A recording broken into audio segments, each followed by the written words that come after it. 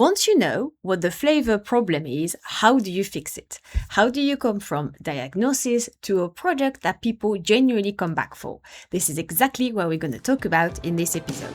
If you're new here, hello and welcome to the Food Lab podcast. I'm Manon Galizzi, a food scientist and a flavor expert, and I've spent over 10 years in the food and drink industry. This is the place where we talk honestly about what it takes to build a food and drink brand that lasts on retailers' shelves. If you've been following along over the past few weeks, you will know that we've been going deep into the repeat purchase rate. What it is, why it matters, and why taste is at the center of it. Today, we are taking everything we've covered and making it actionable. So if you haven't watched the earlier episode, I would recommend starting there. The link is in the description. The first thing I want to say, and I think this is really important to mention, is not all flavor problems are the same. And that means that not all of the fixes are going to be the same. In the last episode, we talked about 3 specific taste killers, 3 things that quietly destroy your repeat purchase rate at the flavor level. The consistency drift, the cravability gap, and off-notes from functional ingredients. The reason I'm naming them again now is this. Of course, the action you need to take depends entirely on which problem you are dealing with. So this diagnosis is the most important thing. So for example, a brand that is struggling with consistency, they need something completely different from a brand that have a product that tastes good, but just doesn't satisfy the consumers. Which is again completely different if you are dealing with plant-based or functional ingredients and you are dealing with off-notes. So what I'm going to do in this episode is I'm going to walk you through each of the problems and all of the action that you have to take to fix them. The first one is consistency issue. So if, for example, you have people that didn't complain before and suddenly start complaining. Maybe they mentioned that the taste was fine, but something now is off. This is definitely a consistency issue. And to fix this, you have to come back to your sign-off lab sample. As a reminder, this is the sample, we say at lab or a kitchen scale, that you approved, you sign off, and then you went to your contract manufacturer for industrialization. So that lab sample has become your reference. And the purpose of the contract manufacturer is to try to match or be as close as possible of this sample. So obviously, when you run your first production trial with your contract manufacturer, you're going to compare the two, the industrialized sample and the lab sample. A lot of food and drink brands I talked to, they had that realization. They thought the changes would be minor. They didn't anticipate such a big difference between the lab sample and the industrialization sample. And let me tell you from experience, the changes are huge. Consistency issue can also be when there is a supplier switch, another ingredients coming in, when there are all of these little tiny changes or something happen in a line, or maybe you move from one line to another. Even if it's the same process, but a different machine, maybe a newer machine, or maybe a new brand, or any changes in the production line would definitely change the outcome of your product. So I had that issue with one of my clients who their procurement team changed the cocoa powder because on paper, 2 cocoa powders look exactly the same, but one was cheaper than the other. And they didn't taste it beforehand. So it was only when they ran through production and they tested again the reference that they realized there was something completely off. So they asked to investigate and they had conversation regarding the cocoa powder, and the procurement team obviously didn't realize how much a switch of ingredient can change the complete flavor profile of the product. It can be any changes or disruption during distribution as well. So not only you have to know your product really well, upside down. That's why sometimes when you have tastings of a lab sample and the only data you have is, yes, I like it. We all like this one. If you don't have the data around the sweetness level, the saltiness, the bitterness, the mouthfeel, the flavor profile, If you don't have all of the characteristics of the lab sample, then it's very hard to replicate that and see where the mistakes is when you're going for production. Because you're going to end up with problems, but you have no idea where we come from or which ingredients may create that problem. But also you have to be really good at tasting. If you just taste very quickly 2 samples, yeah, they taste the same, off, moving along to the next one. This is where a lot of mistakes happen, especially around production. People who taste your product for this type of consistency check, you have to be sure they are trained on a flavor language, so they can pick up very easily the differences between every batches. And I had that with a client. That happened a few times where they sent me the sample, they sent me the lab sample, they sent me the production, and they said the production team didn't notice any difference. Can you pick up the difference? Because I can. Train your production team, train your R&D team to know about flavor language, how to articulate the different flavor characteristics, how to be sure to articulate all of the basic tastes, to have as much data as possible and see the mistakes between different batches. Because if some members of your team can't, it doesn't mean the consumers won't be able to pick up the difference. And there is one thing that your consumers want is consistency. They want your product to taste exactly the same every time they buy them. So first, be very specific and accurate during your tasting and collect as much data as possible. And also sometimes running a lot of trials. I know it takes a lot of time, but then you have even more data. That happened with one of my clients where we had this issue during the industrialization, and I was able to look back at all of the trials I've done and said, we had that problem before, and that come from this ingredient, and just adjusted it for the production. And secondly, being trained on how to articulate very accurately flavors, especially your production team and your R&D team. Now, if your consumer data is telling you that people buy your product once, but they don't buy it again, that you may have to look at cravability. And this one is a little bit harder to fix, but is very interesting, especially when you understand the neuroscience behind it. In the last episode, we talked about the distinction between liking and wanting. Cravability is about triggering both aspects in our brain.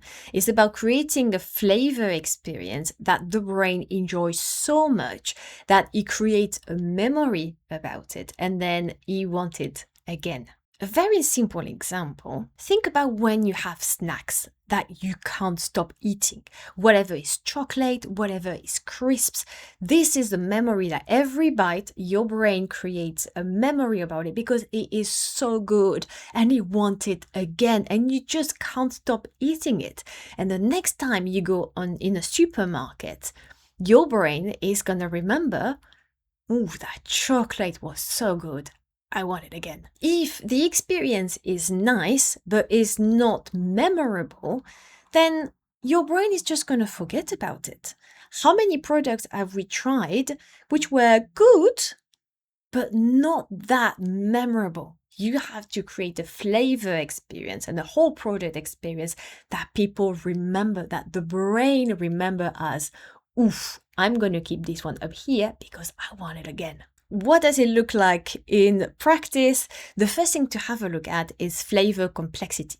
There is nothing more boring than a flat flavor. Flavors is a little bit like listening to music. It means that you're going to have a start, maybe a slow start, maybe a bam start, and then you're going to have ups and downs, ups and downs. It's a little bit like a film as well. If a film was just always the same without ups and downs and stress and excitement, then it's gonna be a very fucking boring film, isn't it? Or fucking boring music. Flavors needs to be exactly the same. Few things needs to happen in sequence. Rather than, for example, than having just one strawberry confectionery note, maybe you need to have multiple ones. You need to have a little bit of creaminess. Then you have the confectionery. Then you're back to a little bit of jammy and then confectionery again and maybe a little bit of lemon. You have to treat the flavors like you're going to a Michelin star restaurant. So you need notes that are very volatile and they are going to come first. Most of the time is the very fruity ones. Then you need something a little bit more in the middle. So they are the base notes. So you're going to have a lot of things a little bit heavier, a little bit woody, a little bit brown, like caramel, for example. And then you have all of the aftertaste. So when you swallow, everything that lingers in your mouth, for example. This is something I do with my clients when we run through the flavor workshop and we identify all of the flavor characteristics that will go well with their base. But you can actually do exactly the same. As always, ask yourself deeper question. We want a strawberry. Okay, what is the next level? What type of strawberry?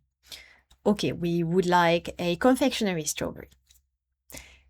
Next layer.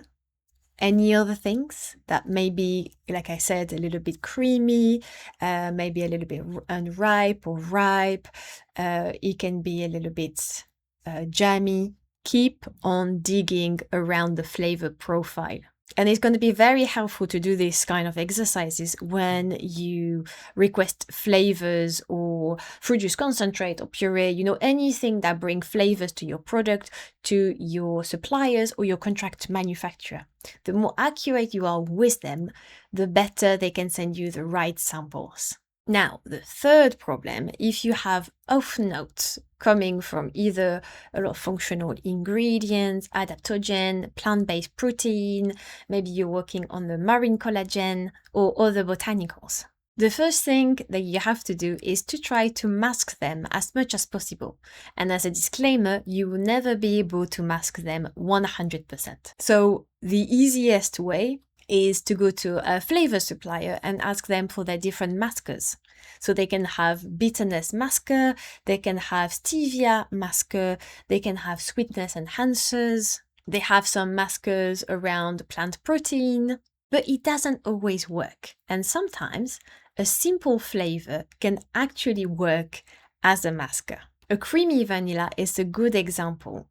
Or burnt sugar. Sometimes they are used in this type of maskers to actually help mask, but by distracting the brain. Menthol is another one that work really well with marine collagen, for example. So I've seen it with one of my clients I mentioned in previous episodes working on their marine collagen. They only used masker flavorings. And the problem with that is they just feel they were stuck with we have these 3 maskers, this is the only thing that we've got. And when I've tried them, obviously consumers complained about them for different reasons, especially one, they said it was too weird, to be honest. But I used a different approach with a flavor pairing to actually find a standard flavor that were helping mask this off note without using masking flavoring. But because you're never going to be able to mask 100% of this off note, the next layer is again to use the flavor pairing and to choose flavors that go well with these off notes. Of course, you can't choose flavors that enhance those notes, but just work alongside them. And I'm laughing because I just remember all of the trials where I've tried dozens and dozens of flavors, and sometimes it was even worse than without it. So the classic blend of pea protein, ham protein, rice protein, for example, they usually give you something that is, of course, very earthy, but it can be a little bit like bread, a little bit bready, a little bit cardboardy. It gives you that savory element as well. So sometimes I say it tastes like a rye bread. Sometimes they can be also a little bit nutty and roasted. Now think about flavors that have some of this characteristic. Obviously, don't necessarily take something that is earthy because it's going to enhance the earthy note and we don't want that. Think about all of the other notes. So if I say caramel and chocolate, what they have in common is this nutty and roasted notes. And that's why chocolate and caramel work much better with this blend of plant protein rather than something like blueberry or strawberry, for example. And another layer that is sometimes forgotten is the balance of the flavor. I always try to bring, when is something like plant-based, botanical, functional, something to round up the whole flavor profile. Sometimes it can be quite harsh, especially if your base is earthy. So having something creamy, for example, in the flavor profile, help just mask a little bit and make it less harsh. Okay, now let's have a look at your consumer data. So if you've done last week's challenge, you have collected those already. If not, just have a listen and go back to this episode. The first thing I would say is be careful about the consumer language. So for example, if one of your consumers says, it wasn't for me, that you can think it's not really a helpful feedback, but it actually can be. You just have to look if that consumer, obviously you can't look at only one consumer.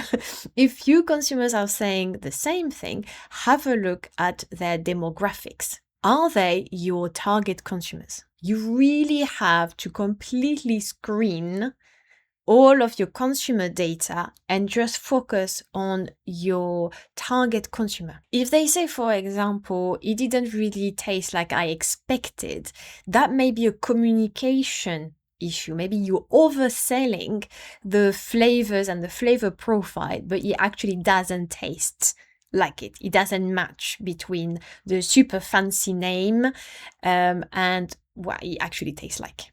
So in that case, either you just change the naming of the flavor of your product, or you try to just step up with the flavors to match the name or the branding or the communication around the flavor that you have. Like I said, you try to look at patterns across multiple responses rather than just individual comments. If one person or two persons says, oh my God, it was too sweet, that is just 1 or 2% preference. If 10, 20, 30 people say the same thing, and again, look at your percentages. If 1%, 2% say it's too sweet compared to 50% say it's too sweet, then there is a signal. You also need to have good KPIs. Having 100% of consumer satisfaction is not a KPI. Again, you won't be able to please everyone. So have good KPI that you can rely on. It is of course very important to understand your one-time buyers, especially if they are your target consumers, and why they buy it once and not again, what was wrong with the product, but really focus on your repeat buyers.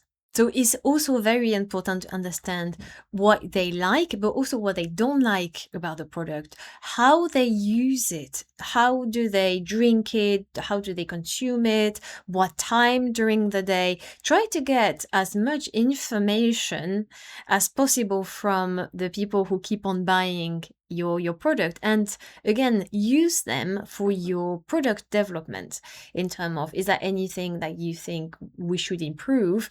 Because they feel like they are involved in the product development process. So if they feel involved, they feel engaged, and they're going to be even more loyal because they feel they have participated to the product.